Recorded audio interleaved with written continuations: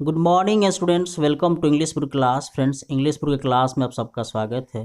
Friends, 12th class का 100 marks का हिंदी कविता का या दूसरे पाठ का आज यह दूसरा क्लास है।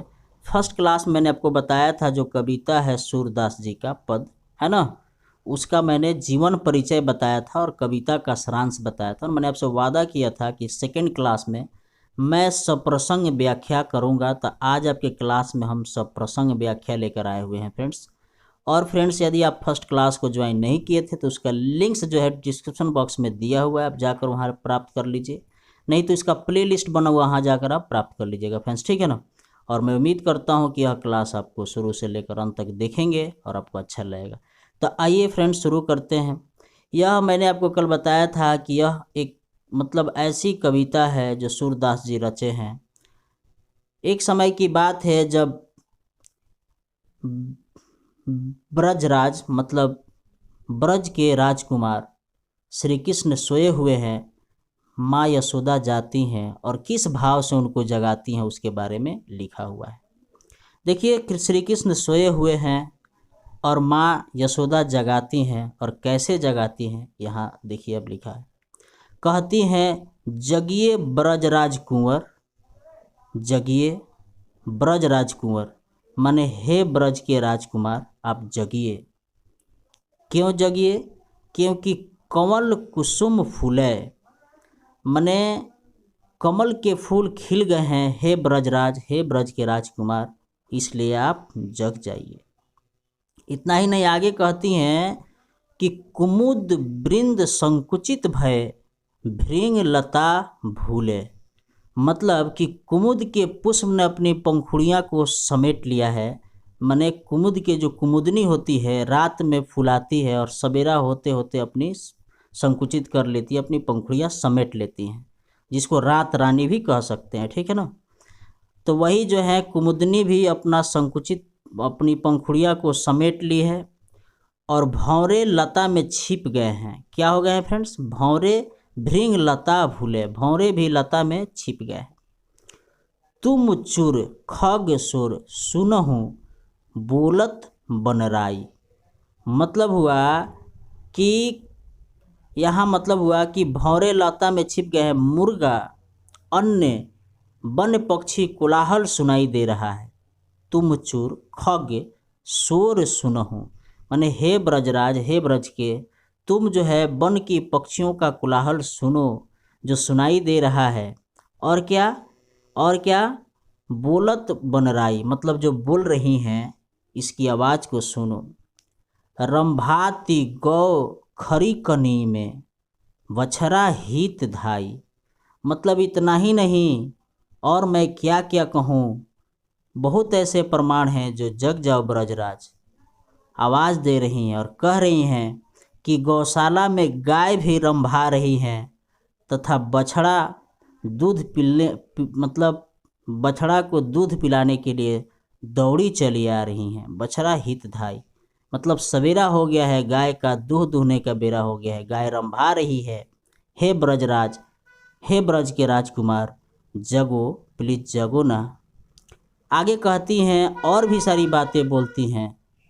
विधु मलिन रवि प्रकाश गावत नर नारी, मतलब चंद्रमा का प्रकाश जो है मंद हो चुका है हे ब्रज के राजकुमार श्री कृष्ण, हे नंदलाल, हे प्रभु आप जगिए, चंद्रमा का प्रकाश भी मंद हो चुका है।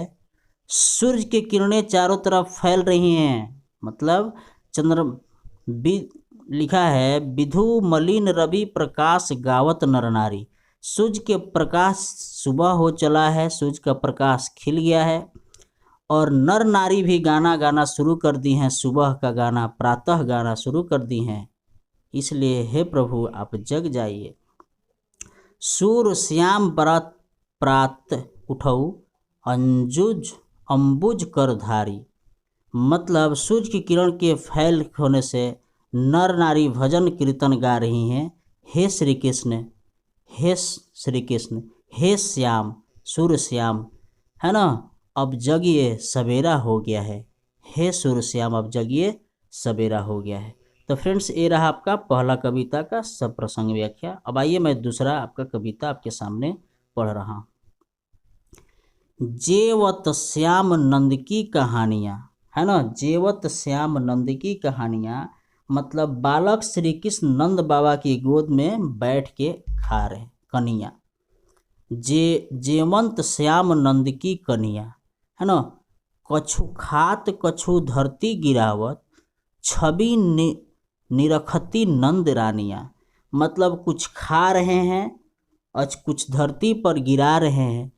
यह छवि जो है निहार रही हैं नंद रानियाँ, मतलब नंद किशोर की जो रानी है इस छवि को निहार कर मंत्रमुग्ध हो रही हैं।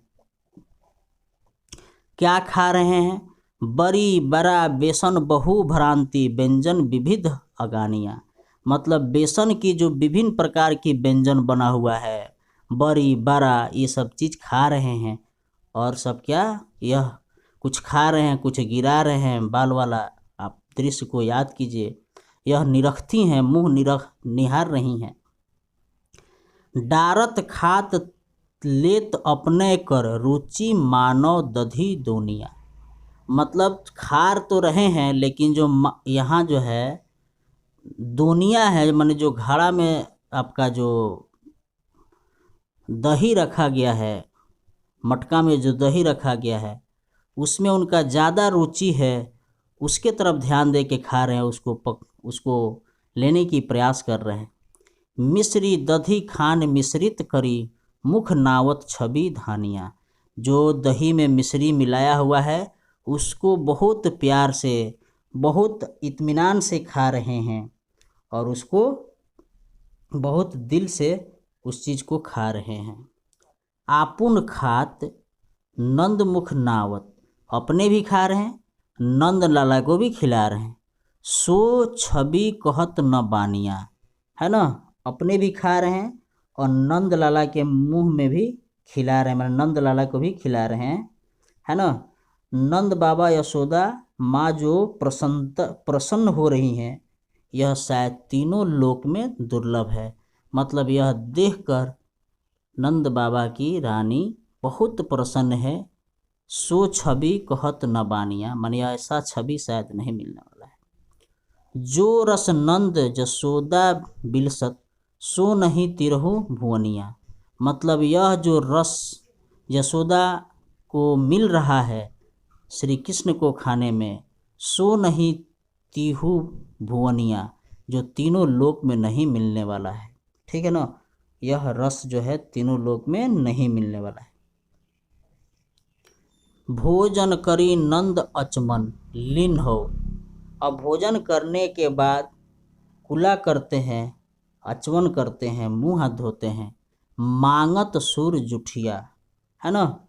तब क्या, उस जूठ को प्राप्त करना, सूरदास जी जूठ मांगते हैं और क्या सोचते हैं, उस जूठन को प्राप्त करना वे अपना सौभाग्य समझते हैं। उस जूठन को प्राप्त करना अपना सौभाग्य समझते हैं। तो फ्रेंड्स, ये रहा आपका कविता का क्या मतलब सब प्रसंग व्याख्या, और मैं उम्मीद करता हूँ कि आपको अच्छा लगा होगा। फ्रेंड्स, कल का क्लास बहुत इंपॉर्टेंट होने वाला है, क्योंकि मैं कल आपको ऑब्जेक्टिव क्वेश्चंस बताने वाला हूँ, टॉप 25 गेस जो आपकी परीक्षा में पूछा जाना है। तब तक के लिए फ्रेंड्स, जय हिंद, जय Bharat. Thank you for watching this.